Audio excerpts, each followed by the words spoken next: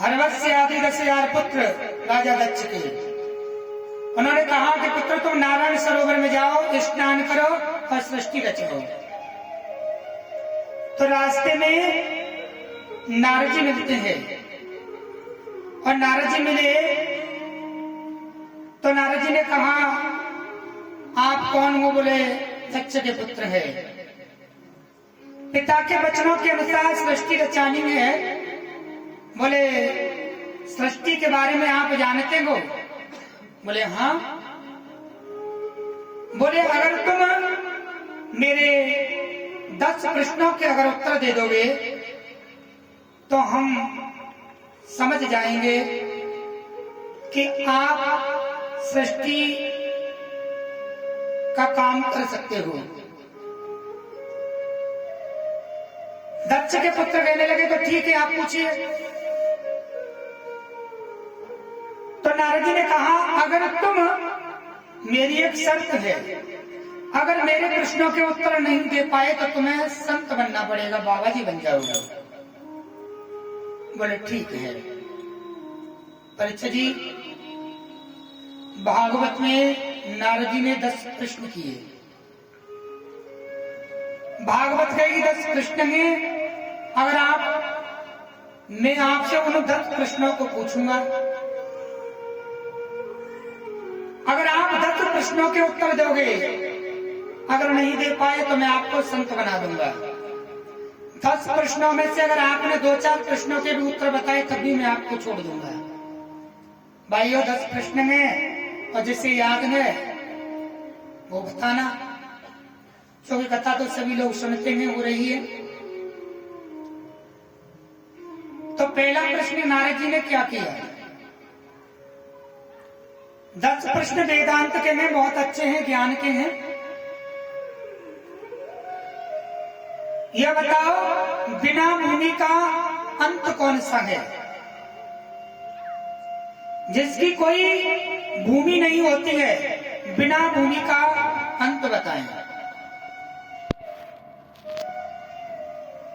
बिना भूमि का अंत है हमारा सूक्ष्म शरीर।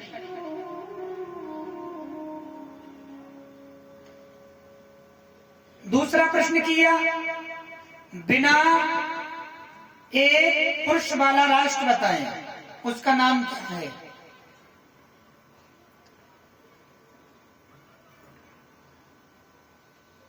दक्ष के पुत्रों ने कहा मालूम नहीं है।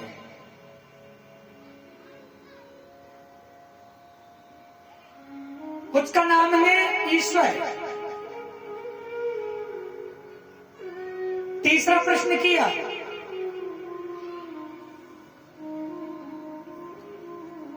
वो बिल कौन सा है जो व्यक्ति एक बार उस बिल में प्रवेश कर जाता है तो बाहर नहीं आता है?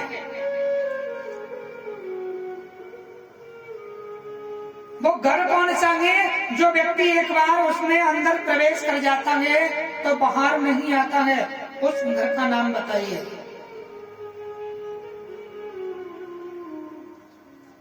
परीक्षा जी, बाबा जी बना दूंगा।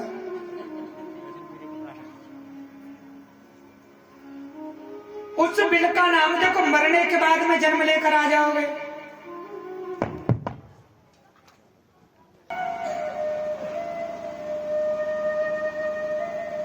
उस बिल का नाम है मोक्ष रूपी घर।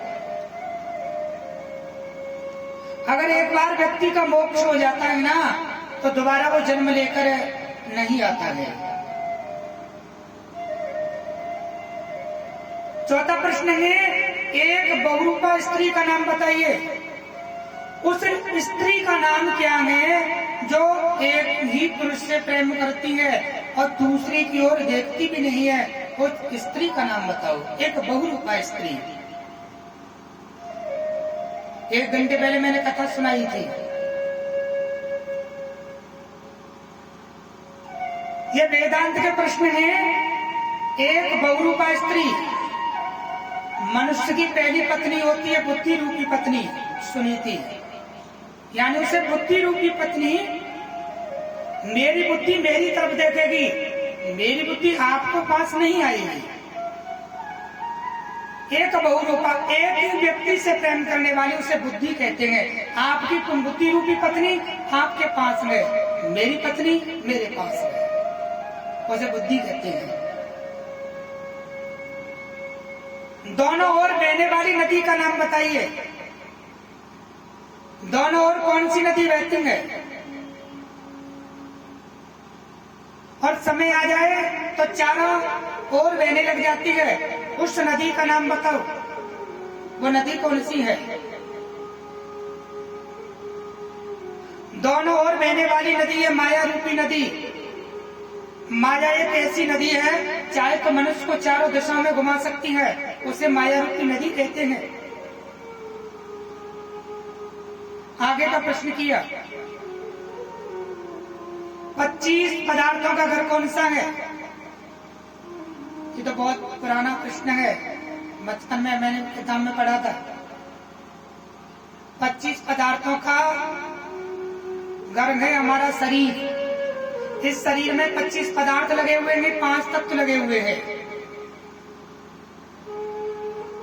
छुरे और वज्र से तेज कौन सी वस्तु है?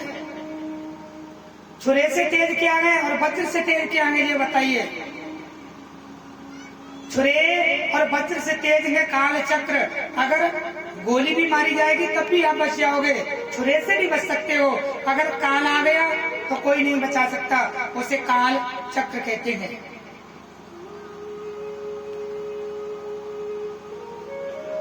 विचित्र कथा कहने वाला अंश कौन सा है? विचित्र कहते हैं सबसे अलग। विचित्र कथा कहने वाला हंस है, बताते हैं बंधन मुक्त। जो बंधन से मुक्त हो जाए वो सबसे अलग कथा कहता है। अंतिम प्रश्न है, अगर आप ये प्रश्न का उत्तर दे दोगे तो हम आपको छोड़ देंगे। नारद जी ने कहा अगर आप इस भी प्रश्न का उत्तर नहीं दे पाए तो हम आपको सख्त बना देंगे। अपने पिता का नाम बताओ। आपका पिता कौन है? किसी ने कहा दक्ष है। देखो, न तो हमारा वो पिता है जिसने हमें जन्म दिया है और ना ही हमारा पिता परमात्मा है। हमारा पिता कौन है? हमारा पिता है सत्कर्मम सूचकम नूनः। सत्कर्म ही हमारा पिता है, सत्कर्म ही हमारी माता है।